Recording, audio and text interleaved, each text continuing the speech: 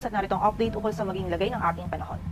Makita natin ngayon dito sa ating satellite animation na meron pa rin mga convective clouds or medyo makakapal na kaulapan ng maabot dito sa may silangan ng Northern and Central Luzon. Ito pong mga kaulapan nito ay dala ng shear line and ina-expect natin patuloy pa rin yung mga pag-ulan na mararanasan dito sa Cagayan, Isabela at Aurora na dala ng shear line. Ang amihan or northeast monsoon naman ay bahagyang mahina, ngunit nakaka-apekto pa rin ito dito sa bahagi ng extreme Northern Luzon. Posible pa rin po yung isolated na mga mahinang pag-ulan or pag-ambon dito sa area ng Batanes, Babuyan Islands, Apayao at Ilocos Norte dala ng amihan. Sa nalalabing bahagi naman ng ating bansa ay easterlies pa rin yung umiiral. May mga kalat-kalat na pag-ulan, pagkilat at pagkulog pa rin pong mararanasan dito sa area ng Quezon and posible pa rin yung mga biglaang pag-ulan, pagkilat at pagkulog sa nalalabing bahagi ng ating bansa, lalong-lalo na po dito sa may southern portion ng Mindanao, dala ng easterlies. Kaya naman pag-iingat pa rin sa ating mga kababayan sa posibilidad ng mga pagbaha at pagguho ng lupa. Sa ngayon, wala po tayong minomonitor na bagyo or low pressure area sa loob at labas ng ating area of responsibility na maaaring makaapekto dito sa ating bansa.